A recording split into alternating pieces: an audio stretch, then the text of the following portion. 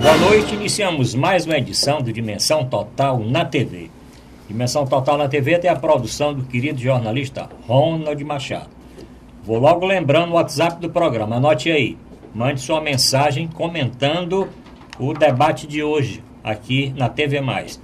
Aqui é Fortaleza 85 999 25 11 22 999 25 11 22. Faça o seu comentário, critique, elogie e dê sugestão para os temas dos futuros programas. Quero também, para o ouvinte, o telespectador anotar, o meu portal na internet, portalarrudabastos.com.br.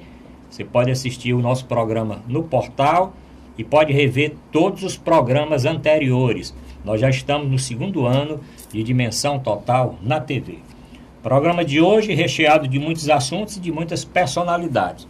Dr. Mourão Cavalcante, médico, antropólogo, professor universitário, escritor. Dr. Manuel Fonseca, ex-secretário de saúde aqui da capital, Fortaleza, médico sanitarista, poeta, escritor e também compositor. Hoje, estreando no programa, nós vamos falar um pouquinho de saúde ocular, o médico, oftalmologista, o empresário, o membro da nossa sociedade de oftalmologia, Dr. Luiz Dantas, diretor do Instituto Olhar, disse bem aqui, nós vamos falar um pouquinho do Instituto Olhar no nosso programa. E o advogado, professor, escritor, o Dr. Djalma Pinto. Bom, nesse primeiro bloco vamos falar um pouquinho de saúde ocular e eu queria que o Dr. Luiz Dantas falasse do 7º encontro dos portadores de glaucoma. Depois nós vamos fazer aqui uma entrevista tratando do glaucoma para os nossos ouvintes. Eu sei que muitos dos nossos telespectadores têm a doença diagnosticada, estão em tratamento e outros não sabem bem o que é glaucoma. Vamos aproveitar para nesse programa nós falarmos a respeito disso. Dr. Luiz Dantas, que encontro é esse? 7º encontro de portadores de glaucoma. Doutor Arruda, doutor Mourão, doutor Fonseca, estamos em casa, né? Tratar de saúde, tratar da saúde ocular. Doutor Djalma Pinto, também estamos em casa porque hoje a saúde é muito judicializada. Né? Sem dúvida. Hoje o povo quer tratar problemas patológicos com a lei, mas são os direitos. E esse encontro de portadores de glaucoma, em sua 7ª edição, é um encontro que é organizado pelo Instituto Olhar, que é uma ONG, é um instituto com reconhecimento estadual e municipal. Esta ONG já trabalha há mais de 9 anos, organizando os portadores de glaucoma. Primeiro, falar de glaucoma, precisamos falar da doença, né? Porque algumas pessoas podem dizer, glaucoma, já ouvi falar, é assustador, cega. Cega, sim, é verdade. E o pior da cegueira pelo glaucoma é que é uma cegueira irreversível. Mas o pior ainda é que a doença é silenciosa. Então, quando a gente tem uma dor de cabeça, quando a gente tem um alerta, tem uma deficiência, tem algum sinal, algum sintoma que nos alerta para a doença, isso é importante, né? Que aí você procura um médico porque está sentindo alguma coisa. Mas o grande problema do glaucoma, Arruda e telespectadores, é que a doença ela se desenvolve lentamente, em mais de 95% dos casos, é o chamado glaucoma de ângulo aberto, tá certo? Em que as pessoas não sentem dor, não percebem que estão perdendo a visão, mas estão tendo dentro do seu olho um processo de destruição do nervo óptico, que é a chamada neuropatia óptica. Então, o glaucoma, no seu conceito, ela é uma doença chamada de neuropatia óptica. O nervo óptico vai sendo progressivamente destruído e o paciente vai perdendo lentamente a visão, o seu campo de visão. Quando ele percebe que está com a deficiência, muitas vezes ele já está com a visão que nós chamamos tubular, que é aquela visão que ele vê ainda e muitas vezes muito bem, mas é como se estivesse olhando por um tubo, por uma fechadura. Então, o campo de visão já foi embora e também o nervo óptico já está praticamente destruído. E o maior problema, como eu falei, é que a doença ela é irreversível do ponto de vista da destruição do nervo óptico. Ah, mas isso é assustador, isso é cruel. É verdade também. Porém, essa doença ela pode ser controlada e essa perca de visão progressiva pode também ser evitável. Agora, para isso, você precisa diagnosticar precocemente. Quanto mais cedo se diagnostica a doença, mais cedo você pode intervir, fazer o acompanhamento, evitar, consequentemente, que seu campo visual e que o seu nervo óptico esteja sendo destruído. Então, daí a importância do encontro dos portadores de glaucoma, na 7ª edição. Será no ginásio da Parangaba, agora sábado próximo, dia 3, de 8 às 12 horas. Nesse encontro nós teremos palestra, teremos uma mesa redonda em que o Dr. Arruda Bastos, como ex-secretário de Saúde, foi convidado a fazer uma mediação junto com os representantes da Secretaria Municipal de Saúde, com a Defensoria de Saúde do nosso estado, foram todos convidados, onde o tema principal é exatamente direitos, acessibilidade, garantia de direitos, a efetividade, a efetivação dos direitos, doutor Arruda. Esse é o tema deste encontro, mas também haverão palestras, apresentações culturais e haverá também um mutirão de diagnóstico, um mutirão de triagem, onde através do exame do fundo de olho nós poderemos detectar, em especial, os parentes, as pessoas acima de 50 anos, parentes de portadores da doença, os diabéticos, porque todos esses estão no grupo de risco, e é importante, então, que possam se fazer presente, mobilizem e orientem as pessoas. Não precisa se desesperar. A doença pode cegar, mas também ela pode ser controlada. Mas, para isso, vamos diagnosticar precocemente. Bom, estamos no Luiz Dantas. Esse tema nós vamos discutir no primeiro bloco. Doutor Luiz Dantas vai ficar até o final do programa. Pode não, professor? Em criança, dá glaucoma também? Sim. Em criança, acontece principalmente o glaucoma congênito. A criança nasce com um olho maior, crescido, chamado de buftalmia, porém não é o mesmo glaucoma. Ou seja, mais frequente na criança é o glaucoma congênito, em torno de 1% de todos os tipos de glaucoma.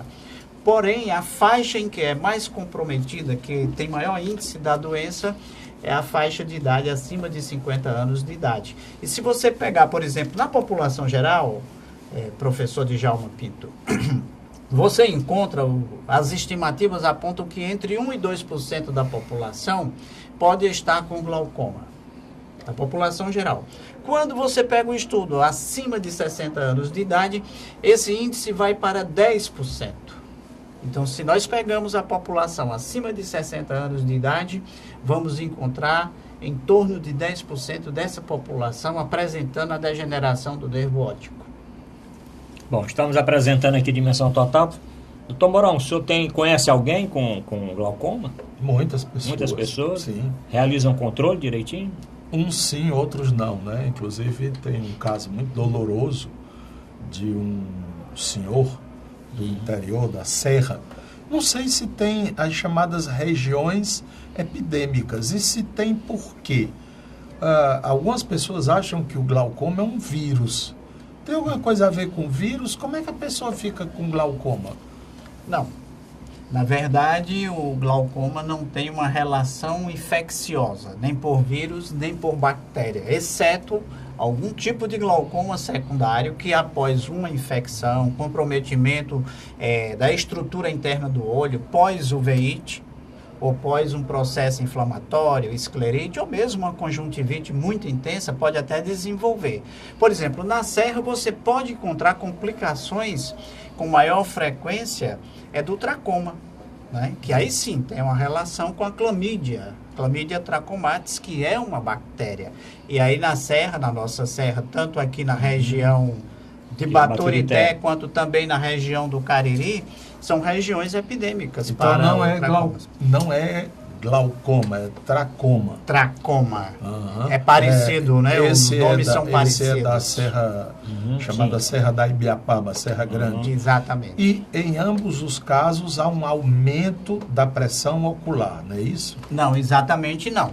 O tracoma é uma infecção bacteriana que pode ser tratada e curada facilmente com antibióticos, né? Antibióticos orais e também através de colírios, pomadas oculares. Já o glaucoma tem relação com a pressão do olho, a pressão intraocular. No caso do glaucoma, a pressão do olho é onde a medicina pode intervir para controlar e baixar essa pressão, porque geralmente o glaucoma ele está associado à hipertensão ocular. A pressão do olho sobe. Então, é necessário um acompanhamento regular, mês a mês, a cada 3 meses, para que o médico oftalmologista faça a avaliação e faça o ajuste da medicação para baixar a pressão do olho. Aí é uma intervenção medicamentosa. E, em último caso, até cirúrgico, quando as medicações não estão surtindo efeito ou não estamos chegando ao alvo da pressão ocular desejável. Doutor Manuel Fonseca, Diga. O senhor enxerga bem? Eu enxergo bem, não tem nenhuma pressão no olho. Então, pelo menos. Pode ser que saiba, né? Tem uma pressão normal, né? Normal. Tem Pode ser que a catarata esteja chegando aí, pela idade, eu já cheguei aos 70, né? De repente, vai chegar lá. Mas, Dantas, é o seguinte, eu não sei se é possível uma prevenção mais precoce. Sim. Por exemplo, de primeiro tem um tal de programa de saúde escolar. Sim. Né, que os estudantes passavam por alguns exames, inclusive um exame mais simples da acuidade visual. Né? Seria possível desenvolver um programa municipal, por exemplo, que fizesse um pouco a prevenção e diagnóstico precoce do glaucoma?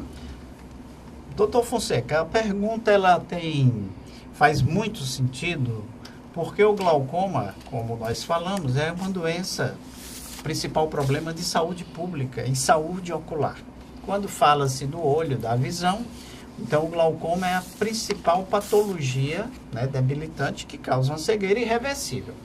E existe um programa de assistência ao portador do glaucoma, que foi editado em 2003 pelo Ministério da Saúde. Este programa, que foi lançado a nível nacional, e tem como objetivo organizar o SUS, o Sistema Único de Saúde, para acolher, para receber esses pacientes dos grupos de risco e promover a busca e o diagnóstico precoce, ele existe. Infelizmente, por diversos problemas que o SUS apresenta e da organização ou mesmo pelo financiamento, na maioria dos estados, poucos serviços realizam o programa. Alguns serviços universitários, algumas clínicas privadas conveniadas, como é o caso da Bioclínica, que já faz o programa de assistência ao portador de glaucoma há 9 anos, né, há 8, 9 anos, é que conseguiram realmente se organizar pela visão que se tem mesmo, de ser necessário ajudar e participar, porque a oftalmologia, diferente da clínica, da pediatria e, por exemplo, da obstetrícia, praticamente não existe como serviço de saúde pública. São poucos os serviços. É uma assistência que é realizada pelas clínicas privadas. E aí se restringe muito o acesso da população. E por isso é que nós chamamos a atenção nesses encontros para que os gestores, para que os administradores, nossos governantes, deem atenção a esse problema de saúde pública, estejam mais presentes e a estimulem. Só para você ter uma ideia, a rede bioclínica acompanha em torno de 10 mil portadores de glaucoma, aqui em Fortaleza e em Maranguape. Porém, no estado nós só temos 6 municípios onde acontece o programa: Fortaleza, Maranguape, Sobral, Tianguá, Cascavel e Canidé. de 180 municípios, né? 184, né? Muito pouco, né? Apenas 6 municípios estão organizados, uns mais, outros menos. E no caso aqui, a referência em glaucoma, no segmento, no tratamento da doença, a rede bioclínica se fortaleceu, se tornou referência, porque apostou na importância de fazer o trabalho de saúde pública, que não é, a princípio, uma responsabilidade, ou melhor, uma obrigação. Responsabilidade, sim, porque todos nós médicos somos responsáveis pelo paciente, pela sociedade, em orientar, em prevenir, né, em fazer essa busca ativa. Mas não é uma obrigação, a princípio, de um serviço privado fazer a parte da saúde pública. Porém, nós tivemos a clareza da importância de se tratar, de se abordar esse tema, e hoje a rede bioclínica é referência na assistência ao portador de glaucoma. Porém, ainda é feito muito pouco. Estima-se algo em torno de 80 mil portadores de glaucoma no Ceará, para que apenas algo em torno de 10 mil tenham acesso ao segmento, ao acompanhamento e ao tratamento gratuito, é muito pouco. Bom, então lembrando o telespectador, sábado, no ginásio da Parangaba, o 7º encontro dos portadores de glaucoma. Eu sei que a grande maioria já tem o hábito de comparecer, mas o Dr. Luiz Dantas falou que durante o evento pode ser feita essa triagem. Então, se o nosso telespectador tem alguma dúvida com relação ao caso, algum problema oftalmológico, pode fazer essa triagem. Lá ele vai receber a referência, se for diagnosticado, né, doutor Luiz Dantas? Exatamente. Eu já participei de outros eventos e o principal é a participação dos debates, né, das palestras, que são bastante enriquecedoras para a comunidade, porque não paga nada e todos têm acesso ao programa, que é um acesso limitado, Arruda. É bom a gente abordar aqui que tem havido dificuldades, né, do gestor municipal, atrasar o repasse dos recursos. Porque o recurso é o recurso do SUS, né? É um recurso federal. Vale a pena dizer, é o recurso federal do SUS. E o doutor Luiz Dantas sofre bastante, a bioclínica e as outras unidades de oftalmologia que atendem no interior, porque nem sempre esse repasse é feito pelo poder público a tempo e a hora. Então aí corre-se o risco de ter uma suspensão no fornecimento dos colírios, que é importante dizer que os colírios, que o medicamento é distribuído gratuitamente para os pacientes. E na rede comercial de farmácia é muito caro. É muito colírios caro, que custam 100, 120 reais. A população não tem condição. E a população de baixa renda usar regularmente, sem poder parar, sem poder deixar de fazer o tratamento, é um tratamento caro. Porém, mais caro é você ter que cuidar das sequelas de uma pessoa que não enxerga, cega, né? Bom, mas está em dia? Tá em dia. Ou nós vamos fazer aqui uma cobrança à Prefeitura de Fortaleza para que repasse os recursos? A cobrança é importante porque não está em dia. Ah, bom. Então eles estão abertos, têm conversado, mas tem atrasos e nós apelamos para que, além do atraso, não restringam ao acesso à população e que se amplie o programa, que se conquiste outros serviços a fazer também o programa. A bioclínica não vai dar de conta de fazer tudo sozinho, mas restringir, que há uma certa tendência da atual gestão em restringir o acesso da população. Tem sido negado o direito à consulta e tem sido negado o direito até o acompanhamento. É um problema sério. É um problema sério de saúde pública. Vamos aqui acompanhar esse caso, já que o doutor Luiz Dantas agora está se integrando ao nosso debate. Bom, terminamos o primeiro bloco. No segundo bloco, aquilo que o nosso telespectador já está acostumado. Vamos falar, nós não podemos deixar de falar do que está acontecendo no Brasil, professor Djalma, e nós vamos falar na dança das cadeiras. Por que que o presidente Temer trocou o ministro da Transparência, botou no Ministério da Justiça, tirou da Justiça, botou no Ministério da Transparência? Durante alguns segundos, o deputado da mala, Rodrigo Loures, que saiu correndo com aquela mala, ficou sem o foro privilegiado. Mas aí depois já encontraram essa condição. Então vamos discutir no nosso próximo bloco.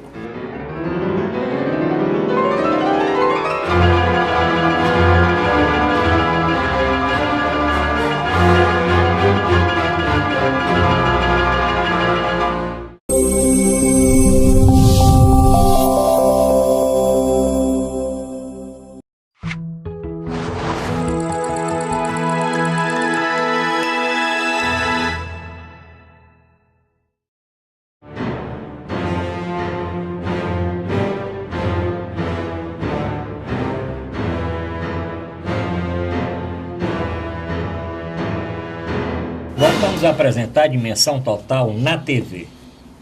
Programa produzido pelo jornalista Ronald Machado. Lembro novamente o WhatsApp do programa, anote aí. Aqui é Fortaleza 85 99925 1122. 99925 1122. Lembro o meu portal na internet, portalrudabastos.com.br. Lá o telespectador vai acessar o meu blog e os artigos do Dr. Manuel Fonseca, as matérias do professor Djalma, do Dr. Mourão Cavalcante e do Dr. Luiz Dantas. E rever todos os programas anteriores. Tem mais de 90 programas já postados no meu portal na internet. Bom, começando esse segundo bloco, professor Djalma Pinto. Temer mexe no Ministério para proteger aliados e afronta a Lava Jato. É isso mesmo? A veiculação que está surgindo na mídia é exatamente isso, que ele colocou o ministro Torquato Jardim, para ter mais pulso e conter esse ímpeto da Polícia Federal que satisfaz a expectativa da nação. A polícia tem que agir com impessoalidade e tem que tratar todo mundo de forma isonômica. Infelizmente, os detentores do poder político, os detentores do poder econômico sempre eram prestigiados com a ausência de qualquer sanção. E agora, como eles estão tendo a lei, vendo a lei ser aplicada a cada um deles, está havendo esse pânico e essa tentativa de inibir a ação da polícia. Mas a sociedade está muito arregimentada, muito vigilante, e o ministro Torquato Jardim é um homem de muita responsabilidade. Eu não acredito que ele vá querer obstruir essas investigações, até porque o seu espírito democrático não vai admitir, não vai consentir com essa intromissão indevida para prestigiar pessoas que conduziram mal a coisa pública e que cometeram ilícitos e por isso mesmo devem sofrer a sanção da lei, até como uma pedagogia para inibir a presença de novos infratores na próxima legislatura do poder político. Bom, então o ministro Torquato Jardim já ocupa o Ministério da Justiça. O Osmar Serralho, que era o ministro da Justiça, não está querendo assumir essa da transparência, não. Primeiro porque, como é que ele vai assumir o Ministério da Transparência se ele está indiciado, né? Ele está sendo investigado na Operação Carne Fraca. E aí eu pergunto ao doutor Mourão, pode ter essa dança aí para manter o foro? E o homem da mala, não era melhor que esse homem da mala perdesse o mandato para poder ser... Ele foi para ele, por enquanto, ele foi para canto nenhum, mas já saiu a matéria que ele desistiu de delatar. Inclusive mudou o advogado. O advogado que estava acompanhando o suplente de deputado hoje, Rodrigo Lourdes, foi alterado agora, no dia de hoje. Ele contratou um outro que não quer saber negócio de delação. Então disse que foi o primeiro resultado dessa mexida de cadeira, foi o deputado da mala desistir de delatar, doutor Mourão. Olha, está tudo muito confuso e a impressão que nós temos é que o Temer está procurando fazer todo tipo de malabarismo para ver se consegue chegar a uma continuidade. Naturalmente que apenas isso não seria suficiente para sustentá-lo, para sustentar esse grupo, esse governo. É porque ele também está devendo a história da aprovação da reforma, todos esses projetos de reforma aí, que é o do projeto da reforma trabalhista, da Previdência e uma que já foi feita, que é a da fazer os contratos, terceirização. Então ele deve isto aí a quem patrocinou o golpe. Né? E o interessante, muito pedagógico, sobretudo aqui para o Fonseca, é ler um editorial do Financial Times, que está sendo repercutido aqui no Brasil. É uma revista estilo Veja, e a comparação cabe bem, sabe? Eles dizendo que já se sabia que o Temer não prestava, não era flor que se cheire. Entretanto, como ele se propunha a fazer as reformas, era bom que ele estivesse lá. E já que não está dando para ele ficar, mas pelo menos que venha alguém que garanta a possibilidade da continuidade das reformas. Quer dizer, o país pode se lascar, não tem problema, desde que a gente faça estas reformas. Porque o interesse é liquidar com a força do trabalho. Né? Então, se vai ser José Manuel ou Cazuza, pouco importa. Por isso é que o Temer está mais ou menos rifado. Entretanto, ele, que é um grande conhecedor de bastidores, de política, etc. e tal, ele vai fazendo malabarismo. Por muito menos disso, o Cunha foi preso, né? Foi afastado da presidência, porque disseram que ele estava protelando os processos da Lava Jato. Ora, o presidente Temer, quando ele substitui o ministro da Justiça por um pau-mandado, que parece esse outro aí, que ele, inclusive, a primeira declaração dele à imprensa foi: não estamos satisfeitos com o comando da Polícia Federal. Quem é que não está satisfeito, cara pálida? Só pode ser quem estava na marmota, né? Porque quem não deve, não teme. E quem não deve, temer. Né? Então, tudo isso faz com que a nação esteja cada vez mais sangrando. Vai até quando? Aí depois vem as carpideiras de aluguel dizerem que por que vão quebrar o vidro dos prédios em Brasília, como se isso fosse um grande prejuízo, né? E os empréstimos do BNDES? E por que a mulher que era presidente do banco caiu fora? Sim, é uma boa pergunta. A imprensa não diz. Não, é por motivos de ordem particular. Existem vídeos que mostram que aquele quebra-quebra teve infiltrados, que a própria polícia estava aí. Tem vídeos na internet. Se são verdadeiros esses vídeos, quer dizer... Alguns são, outros não, né? Tem um que depois, não é. Se a polícia veio, isso é uma coisa que a gente precisa comentar aqui, é o seguinte: a marcha era do estádio de futebol que fica lá, quem conhece Brasília sabe, depois daquele grande... Do eixo monumental. Né? E eles vinham descendo em direção ao palácio para fazer a manifestação. Você não vai fazer uma manifestação contra o Congresso lá em Tabatinga, né? Você tem que fazer em Brasília, em frente ao Congresso, naquela praça que o Niemeyer já pensou para isso. Né? Pois bem, aí a polícia fica no meio de ninguém passa. Ora, se eles estavam e foram convocados para proteger os prédios, eles tinham que estar fazendo uma barreira, era diante dos prédios. E se alguém procurasse avançar, não, meu irmão, o seu lugar é ali no meio. Pode gritar, pode fazer o que você quiser, mas aqui nós estamos protegendo. Nós não vimos todos aqueles vídeos, aqueles registros, ninguém viu um prédio protegido. Estava aberto lá. Quem quisesse quebrar uma vidraça, quebrar o que fosse, podia, porque não havia vigilância. O olho era no povo, que não pode se manifestar. Tanto é que o presidente se apavorou, ou foi com deliberada intenção, e chama as Forças Armadas. Aí apelou para a ignorância, né? Porque não era bem dessa forma.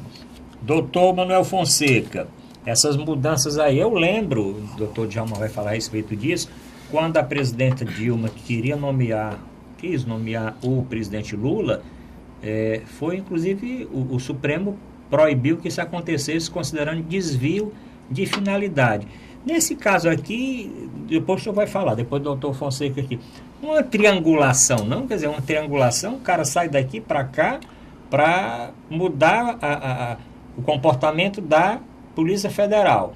O outro que está lá sai, mas não perde a posição no Ministério, vai para a transparência, não sei para quê. E o outro que é deputado, que podia ficar aí solto, né, para ser preso, volta para lá. Numa jogada só, ele segura três ações. Doutor Manuel Fonseca. 3 peões, né? Uma jogada só, checkmate. Diga lá. Eu acho que eu faço uma intuição de que essa mudança no Ministério da Justiça já está dentro de um esquema. Sim. Anunciado por Moraes. Sim, você vai falar a respeito desse esquema. Que tem contatos ainda com o PMDB, que ele era do PMDB. É um esquema de fazer um acordão, tá certo? De parar o Lava Jato, e aí esse vem de encomenda. Torquato Jardim. Parar o Lava Jato, indicar um nome para substituir o Temer sai, vai para o exílio, para outra coisa, ou vai... Diz que ele tirar uma licença. Mas se ele tirar uma licença, ele vai preso. Não, ele não perde. O doutor João vai falar, se ele tirar uma licença, ele continua presidente. Assume só o Maia. Bom, mas o que você está discutindo, ou licença, eu não sei se ele vai ter condição de tirar licença. Seria o governo Temer sem Temer. Sem Temer. Não sei se ele vai conseguir tirar a licença, porque ele tem um negócio contra ele. Então, a denúncia que se faz é o seguinte, que vai ser anistiar o Caixa 2. Sim. O presidente seria o Jobim. Essa história do Tasso diz que foi boi de piranha, né, para dizer, não, é o Tasso. Né, mas diz que é o Jobim. O ministro da Fazenda vai ser... Meirelles. Né, não, Meirelles vai sair. Sim. Vai ter processo contra ele. Meirelles vai para onde? Vai campear macaco. Né? Quem vai é aquele Armínio Fraga. Vai tocar banco. Armínio Fraga, que é do Banco de Boston. Sim. Nós estamos entregando a economia aos americanos. Agora é oficial. Né? Quer dizer, então esse é o acordão. Quer dizer, parar o Lava Jato, inclusive, eu não sei nem como é que eles conseguem fazer isso, controlar a delação do Palocci. Quer dizer, então tem um acordão grande aí para ferrar e não ter possibilidade de ter eleição direta. Porque se o Temer for cassado, por isso que o homem disse que não ia resolver nada disso, se ele for cassado, pode ter a chance de algum processo dentro de ter convocação de eleição direta. Ainda tem, porque tem uma emenda que está sendo discutida sobre isso. Né? Agora, se ele renunciar, né, aí vai ser indicação mesmo indireta, que vai ser esse esquemão todo. Então, essas trocas de cadeira, eu entendo que já está dentro desse rumo que eles querem tomar daqui para frente. É claro que tem também a proteção dos seus. Né? Esse negócio de botar um cara para lá para ele não perder o foro privilegiado, né?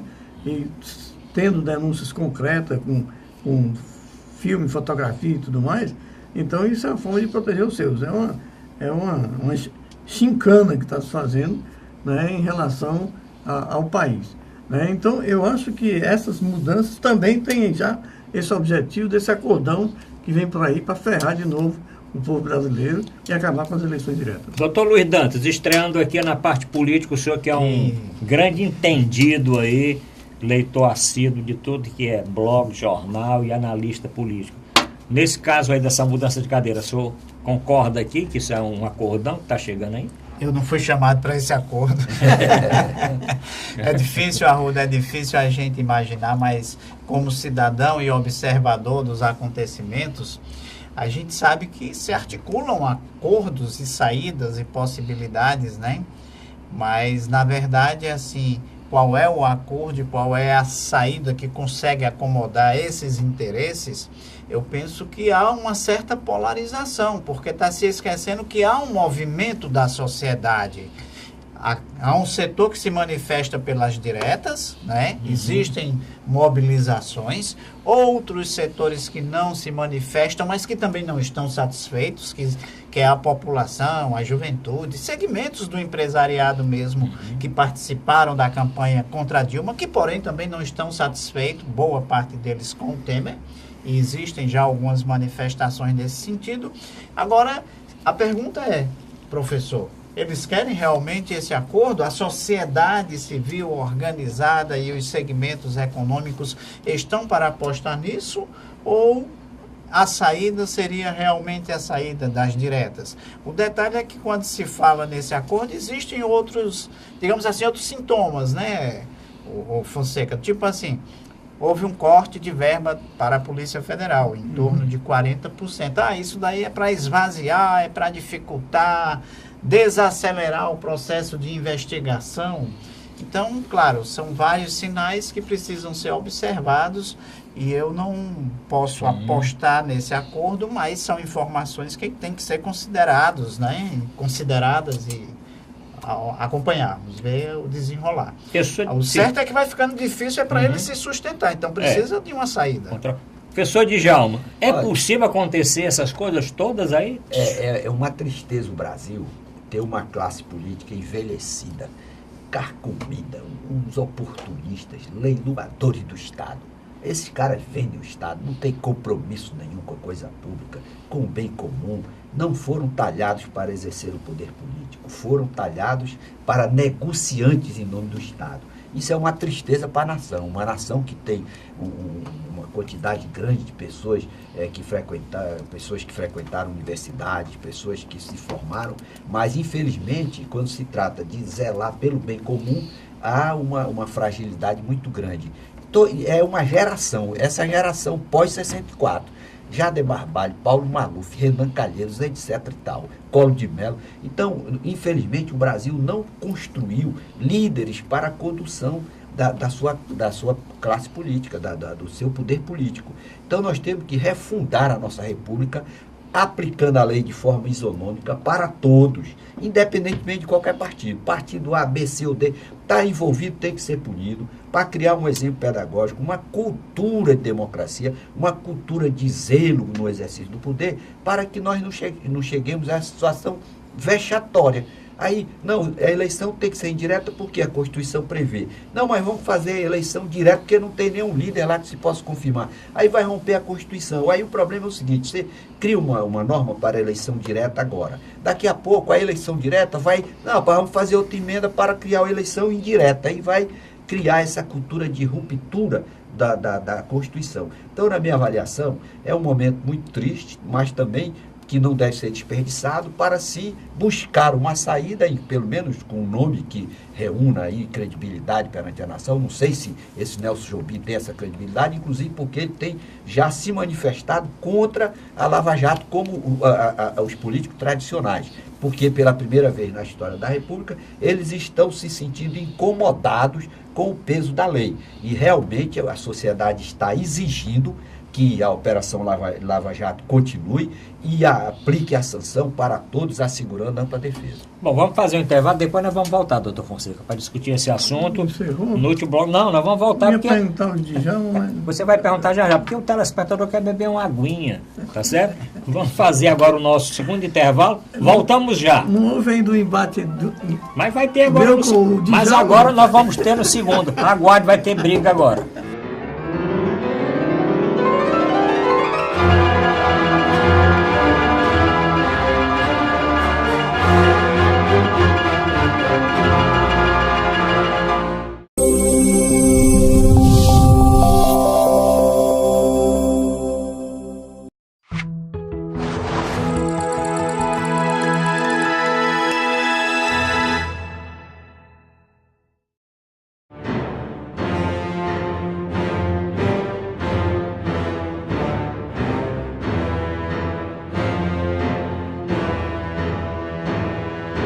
Voltamos a apresentar Dimensão Total na TV.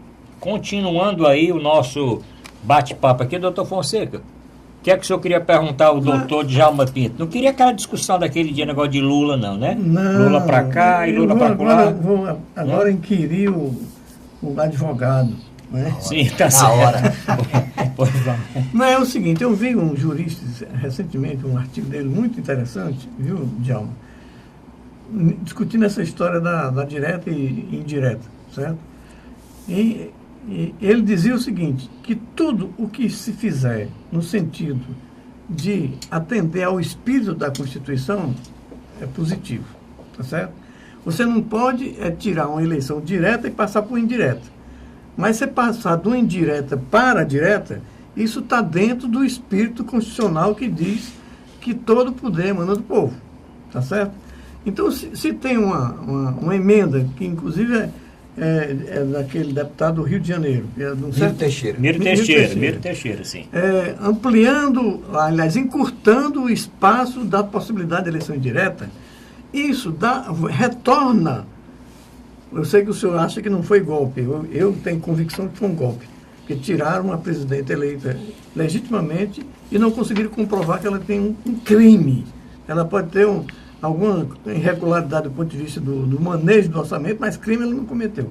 Então, se você tirou uma presidenta ilegalmente, a forma de restituir o poder ao povo era fazer umas eleições diretas agora, né? Porque senão eu até acho o seguinte, que a palavra de ordem fora Temer tem uma anterior, volta Dilma. Porque se você está comprovado que houve um desvio de finalidade, essa bandidagem todinha aí, tirou a Dilma e disseram muito bem disso, não, porque ela estava atrapalhando, porque ela estava deixando o Lava Jato funcionar.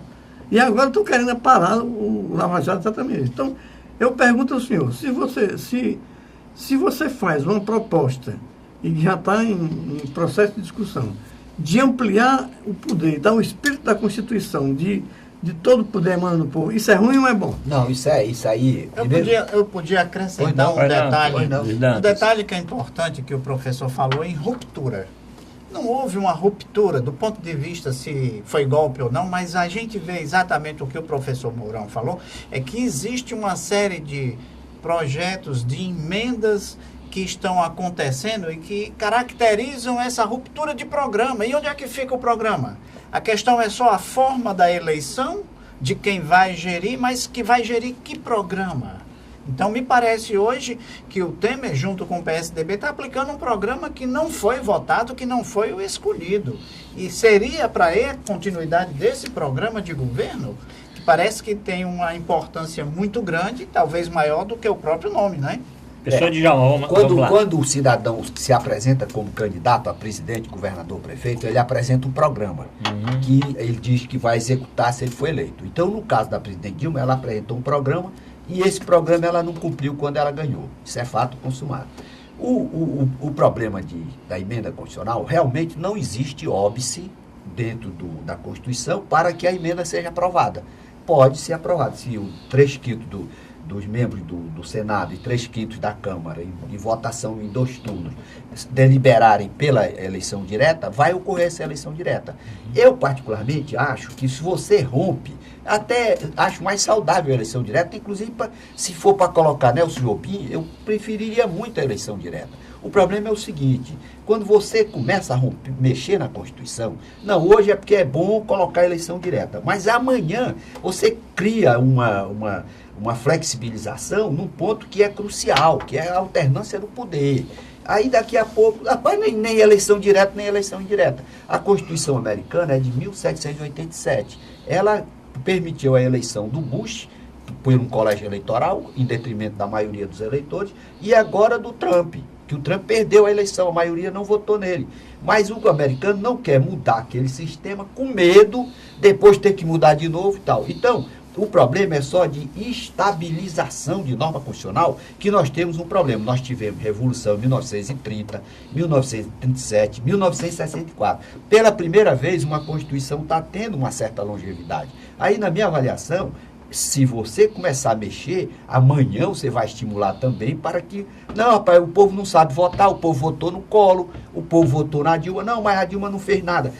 Houve uma adulteração na contabilidade. Você, empresário, se o seu contador apresenta um balanço em que você tem receita, quando você chega, é surpreendido, está lá e é despesa, qual é o destino desse contador? Então, o que nós temos que fazer é o seguinte, qualificar o homem para o poder. Todos os partidos, começar a debater orçamento, propostas de governo, para não chegar lá o eleitor ser surpreendido, seja de que partido for. O cara diz que vai fazer uma coisa, todo mundo é seduzido pelaquela proposta, quando chega lá, faz a proposta completamente diferente.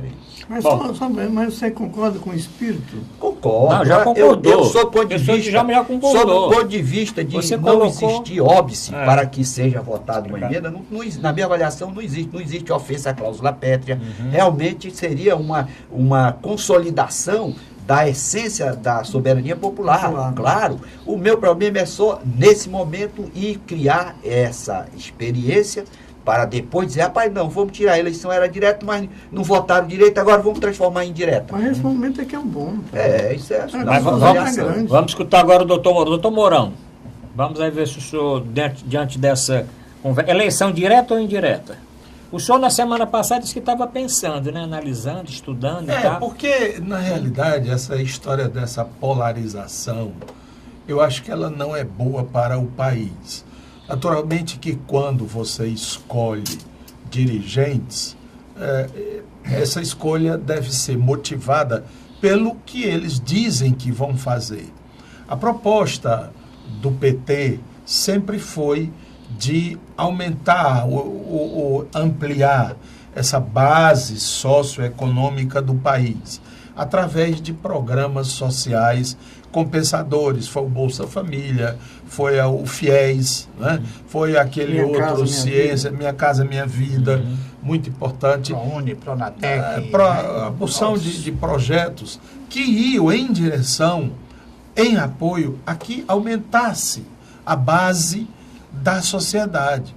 E a gente começou a ter esses sinais, tipo, por exemplo, a rejeição das socialites, a presença do povo no avião, né, no aeroporto. Isso aqui parece uma rodoviária, lembra, não é? Sim.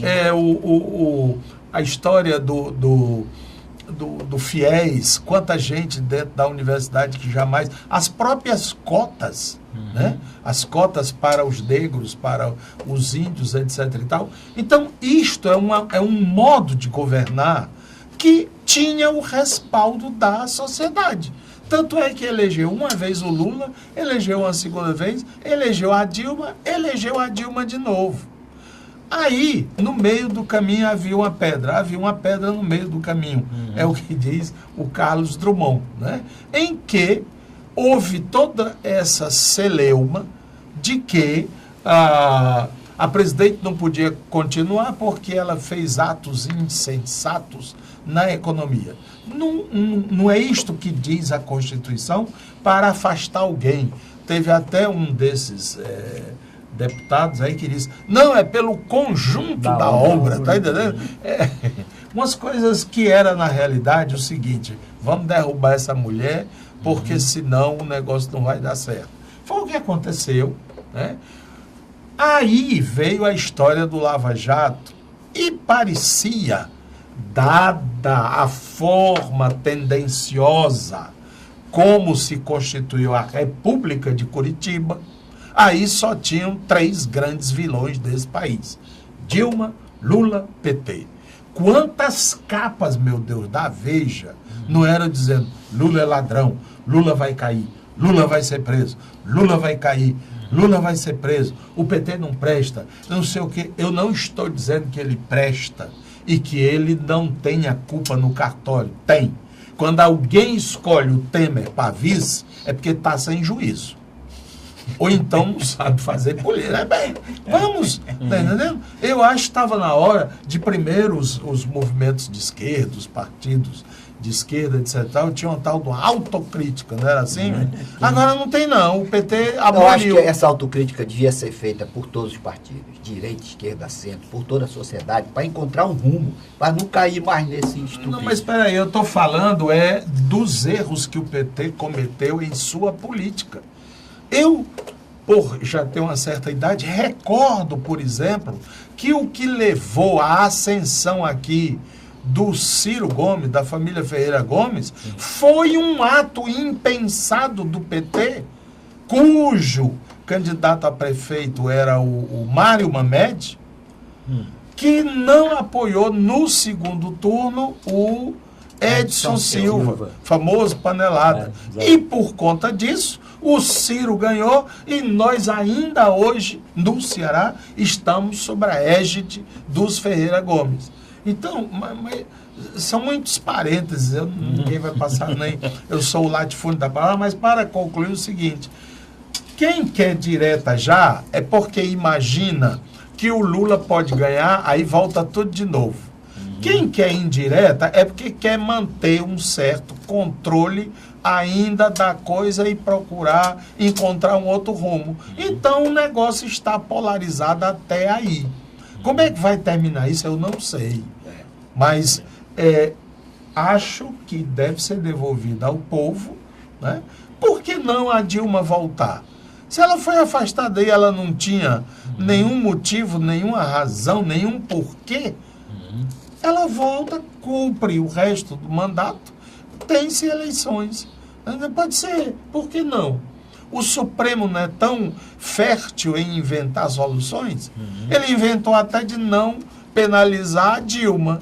Né? O Lewandowski ali fez uma mágica e, de repente, o Senado permitiu que ela seja elegível. Ela pode ser candidata a presidente da República, não é? Salvo se houver agora esse negócio do tribunal. Então está muito confuso. O que vai decidir, na minha opinião, é a voz rouca das ruas.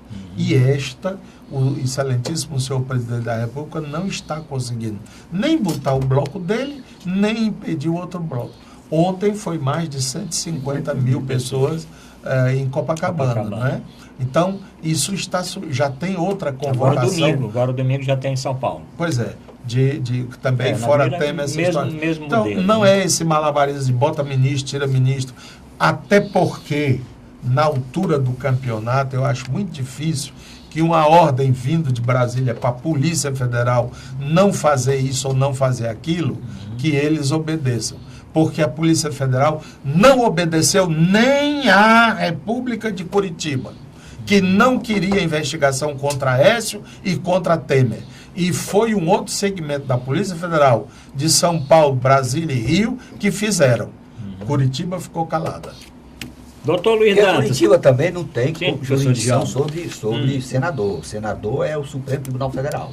Então, fica claro, o juiz Sérgio Moro, na hora que o Eduardo Cunha perdeu o mandato, perdeu a prerrogativa de foro, ele foi imediatamente. Não, mas aí ele poderia dizer, olha, nós estamos achando aqui, excelentíssimo senhor Procurador-Geral da República, Junot, né? Nós estamos achando coisa aqui que é bom o senhor olhar e o senhor acionar os mecanismos. Doutor, calado, né? Estamos chegando quase no final do programa, uma outra rodadazinha aqui. Desse tema aí, quer que você queria colocar mais alguma coisa? Não, é só porque a gente observa... Tem um ouvinte que perguntou aqui, professor Djalma, eu tenho que atender os ouvintes. Eles estão perguntando aqui desde ontem, que eu coloque no programa, o que é CX2. CX2. É caixa 2, né? Caixa 2, claro. É caixa 2. CX2 é caixa 2. Caixa 2. Então pronto, para o nosso ouvinte é caixa 2. Não, porque saiu muitas outras informações, né? Piada, muitas também, né? Porque inclusive mandaram uma para mim, que caixa 2 era uma camisa de um time de futebol patrocinado pela Caixa lateral direito com o número 2. O outro que era Chitãozinho Chororó, 2 ingressos. Né? Realmente tem o muita Brasil piada está sendo passado, né, a limpo. Eu acho que isso é muito importante, até porque a classe política se sentia inatingível e Verdade. também sem qualquer conexão com a base da sociedade que paga todos os gastos, que são exorbitantes, para a manutenção do parlamento. Então agora o homem tem que prestar conta com a sociedade e tem que fazer uma campanha sem opulência, sem esbanjar dinheiro, e sobretudo dinheiro vindo de origens espúrias. Bom, para terminar o programa, mais um tema. O TSE, o professor Djalma, vamos fazer uma rodadazinha. O TSE vai realmente caçar a chapa Dilma Temer ou não? Olha, sobre os fundamentos, com base nos fundamentos que foram coletados, houve abuso do poder econômico, abuso do poder político, de sobra para caçar qualquer chapa que se encontre naquela situação. Professor Luiz Dantas. E um não seria eleito sem o outro ser eleito. Luiz Dantas, vamos ver aqui a previsão aqui do doutor Luiz Dantas. A previsão, pelo menos o meu desejo, é que haja a cassação do Temer, que se resolva esse problema do país. Ninguém vai poder ficar até 2018, né, ou mesmo até o final deste ano, nessa situação. Tem que se encontrar uma saída e, na minha opinião, de preferência pela via da participação popular, que é a voz rouca das ruas. Então, eu penso que a população deve contribuir se mobilizando para dar o tom dessa solução que, juridicamente, aqui o professor Djalma concorda com a colocação do Fonseca. Então, é possível, sim. Professor Fonseca, o que é que vai acontecer com o TSE? Porque já estão dizendo que o nosso querido ministro Torquato Jardim foi colocado também na função de ministro porque ele é ex-ministro do TSE. Então conhece ali o caminho das pedras. E ele então já estava trabalhando para alguém pedir vistas, doutor Djalma vai falar disso. Pedir vistas a perder de vista, porque não tem esse negócio. Pedir vista e depois essa vista não volta mais nunca. Mas tem um prazo, não? Tem prazo, mas não cumpre. Tem prazo. Ó, tá o professor Djalma tá dizendo. Tem prazo, mas não fica muito ruim, professor Djalma, porque o prazo, ministro pedir vista para o negócio veja que a lei manda julgar esse processo em um ano depois da eleição. Esse processo não era nem para ter ocorrido o impeachment, era para ter se julgado lá atrás. O TSE que está demorando, chegando a essa situação. Mas diga lá, doutor. Eu acho que o chefão não é o Gilmar Mendes, do TSE? É o presidente. Eu acho que ele vai obedecer às ordens superiores. Se o melhor for caçar o tema, ele caça. Né? Se o melhor for postergar, melhor para um acordão, dá tempo de fazer um acordo. Porque eles estão tentando Quem fazer... são eles? Eles, o PSDB principalmente, né? Claro, por trás do PSDB está o capital financeiro, né? Todo mundo está dizendo que quem mexe os pauzinhos é o capital financeiro. O que for melhor para o capital financeiro, eles vão fazer. Isso é que é o problema. Né? Então, os instrumentos é o PSDB, foi o PMDB que parece estar sendo descartado, agora parece que os instrumentos é Arminio Fraga, né, PSDB, o acordão significa que a maioria do governo vai ser do PSDB. Com ou sem Aécio? Sem Aécio? A Aécio está rifada há muito tempo. Né? Isso vai ser talvez o Jobim, né, que vai ser o candidato dele. Sim, eu quero então, saber, acho que ele não caça agora. Não caça agora. Não. Doutor Moral Cavalcante, ele caça ou não caça? Ele pode pedir vistas e empurrar com a barriga. O presidente pode pedir vista, professor? Pode também? Pode. O cara não está com isso. Ele pode desempatar. Ele pode, inclusive, ser convocado para desempatar. 3-3 ele vai ter que desempatar. Ele pode querer estudar o processo. Tem mais só o voto tem mais de 1000 páginas, o voto do relator. Agora, já que foi citado... Ele não lembra mais o que ele escreveu, já que foi citado aqui, vamos nesses últimos minutinhos falar do Ceará. O governador Camilo Santana surpreendeu todo mundo dizendo que a eleição deve ser direta. Mas ele está acendendo uma vela para Padre Cícero e outra vela para São Francisco. Ele tem que decidir. Ou ele é Romeiro do Cariri, do Padre Cícero, ou ele é Romeiro de Canindé. Tá entendendo? Porque como é que o cara é do PT, apoiado pelos Ferreira Gomes, que são inimigos cordiais ou mortais com o Tasso, e ele vai e diz que o Tasso é legal. Ele não engorda. Doutor Fonseca, o senhor andou comentando isso aí nas redes sociais. Eu comentei. Eu acho que a posição do Camilo, se o PT quisesse mesmo, era para fazer uma censura, no mínimo uma censura pública, certo? Porque tudo indica que a posição oficial do partido é pelas diretas. Sim. Todos os parlamentares são pelas diretas, estão lá na rua, levando porrada. Naquela de Brasília, tinham vários parlamentares do PT, do PCdoB, levando spray de pimenta, do PSOL. Né? Então, eles são pelas diretas. Então, vem o governador do PT e se pronuncia dizendo que a melhor alternativa é manter a Constituição, ou seja, eleição indireta, e que o indicado é o Tasso. O mínimo era uma censura pública. O máximo seria mandar ele ser retirado do partido. Né? Porque não pode ficar um negócio. Doutor Luiz Dantas, é a posição do nosso governador? Eu também acho que ele tem que sair da dubiedade. Deixar a dubiedade, porque não é de agora que ele, de alguma forma, vem realizando programas que não são caracteristicamente próximos do PT. Tipo assim, a priorização do social, de fortalecer o próprio SUS. A gente sabe quando o João Ananias foram secretários de saúde, priorizaram e fizeram uma luta intensa para defender o SUS na sua, digamos assim, nas suas origens, como serviço público. Já agora você vê mais aquele viés de transformar o SUS em braço ou estar suportado pelas organizações, né, sociais, institutos, ou administração paralelas, OS, coisas desse tipo. Então, são situações que você percebe que o governador, ele está em cima do muro ainda, ou está se definindo mesmo para o lado, digamos assim, dos tucanos do PSDB. Eu vou escutar aqui o professor Djalma para nós encerrarmos o programa, mas dizer o seguinte, o governador tem duas coisas. Primeiro é que realmente o PT tem a posição favorável às diretas. Não só o PT, mas a maioria dos partidos deste campo. E ele podia até ter falado a respeito que a eleição devia ser direta e não falar mal do Tasso. Né? Podia até não falar mal do Tasso, mas dizer que o candidato, que a eleição deve ser indireta.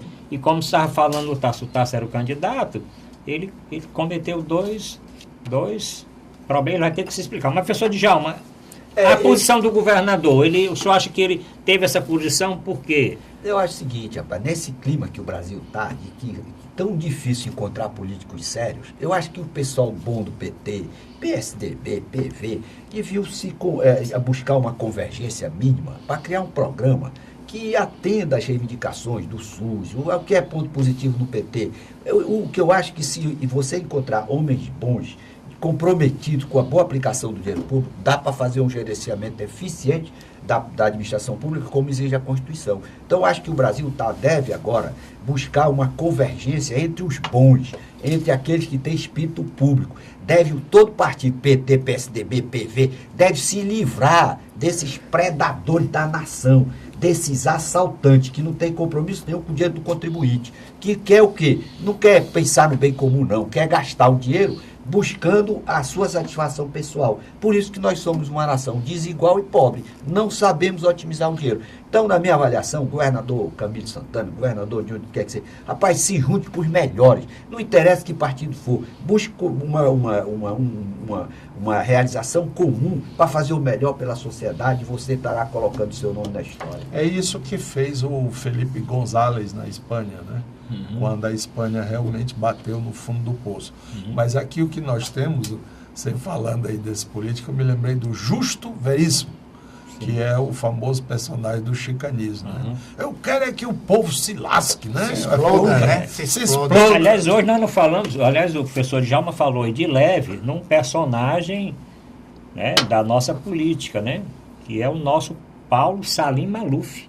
Paulo Salim Maluf, pela primeira vez, professor Djalma, foi condenado, agora já está com 85 anos, vai ficar em casa. E tem ainda mais umas embargos e tal.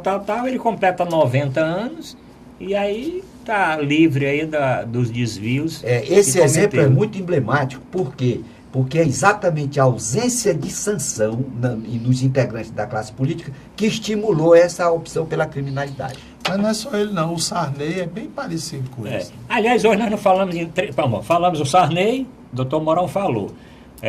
O Salim Maluf também falou. Nós não falamos, foi do Renan, professor Djalma. O senhor não quer falar nada do Renan? Ele falou. 12 processos ainda. Não, ele fala todo o programa, hoje ele não se torna. Ele falou. Teve um momento aí que da velha guarda. Da velha guarda. Bom, terminamos o programa agradecendo aqui a presença do professor Djalma Pinto, doutor Luiz Dantas, presidente do Instituto Olhar, doutor Manuel Fonseca, do Movimento Médicos pela Democracia, né? Grande compositor. Aliás, trouxe um livro aqui, não deu nem tempo ler, mas vai ficar para semana que vem. E o doutor Mourão Cavalcante. Bom, agradecendo principalmente a audiência do nosso telespectador, dizendo que o nosso programa vai ao ar às segundas, quartas, sextas e domingos, de 9 às 10 horas. Obrigado a todos e até o próximo programa.